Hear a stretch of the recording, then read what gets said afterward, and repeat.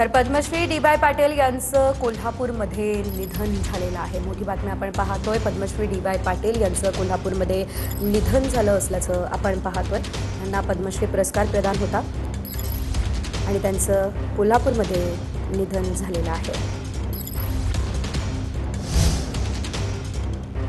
तर कोल्हापूरमध्ये त्यांचं निधन झालं असल्याची माहिती या ठिकाणी मिळते। तर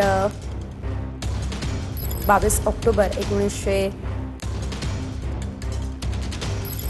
आपण पाहू शकतो। पद्मश्री अवॉर्ड जो आहे तो त्यांना 1999 मध्ये मिळालेला होता। पद्मश्री डी.वाय. पाटील यांचं कोल्हापूरमध्ये मात्र आता निधन झालं असल्याची बातमी या ठिकाणी आपल्यापर्यंत पोहोचते आहे। त्यामुळे राज्यभरात शोकाकुल वातावरण यामुळे आपल्याला बघायला मिळत आहे। डी.वाय. पाटील यांचं कोल्हापूरमध्ये निधन झालं असल्याची या क्षणाची ही मोठी अपडेट आपण पाहतोय।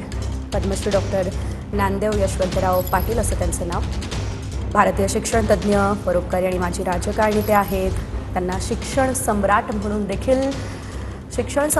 देखील त्यांना ओळखलं जातं आणि त्यांचं कोल्हापूरमध्ये निधन झालेलं आहे। या संदर्भात अधिकची अपडेट आमचे प्रतिनिधी भूषण पाटील यांच्याकडून घेऊयात। भूषण, शिक्षण सम्राट म्हणून ओळख असलेले पद्मश्री डॉक्टर डी.वाय. पाटील यांचं कोल्हापुरात निधन झालं, सविस्तर अपडेट या संदर्भात द्या। नक्कीच डॉक्टर डी.वाय. पाटील यांचं महाराष्ट्राच्या देशभरातील शैक्षणिक, राजकीय आणि सगळ्याच पातळीवर मोठं नाव डी.वाय. दादांचं होतं। कोल्हापूर बरोबरच इतर ठिकाणी देखील मोठे शैक्षणिक संकुल त्यांच्या आहेत। एक मोठं काम त्यांनी विशेषतः शैक्षणिक क्षेत्रामध्ये केलेलं आहे आणि अशा डी.वाय. दादांचं आज निधन आहे ते झालेलं आहे।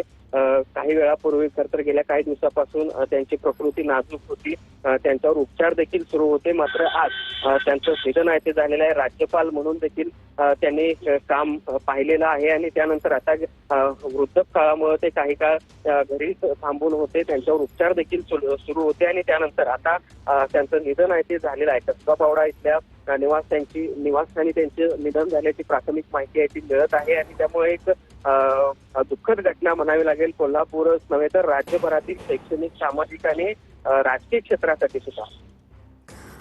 अगदीच 22 ऑक्टोबर 1935 पासून आतापर्यंतचा त्यांचा हा प्रवास, मोठी ओळख देखील त्यांनी मिळवलेली होती आणि आज खरं तर संपूर्ण राज्यावरच दुःखाचा डोंगर कोसळलाय असं म्हणावं लागेल। सविस्तर अपडेट भूषण या संदर्भात द्याल। भूषण, जर आपण पाहिलं तर सामाजिक कार्यासाठी त्यांना 1991 मध्ये पद्मश्री पुरस्कारानं देखील सन्मानित करण्यात आलेलं होतं।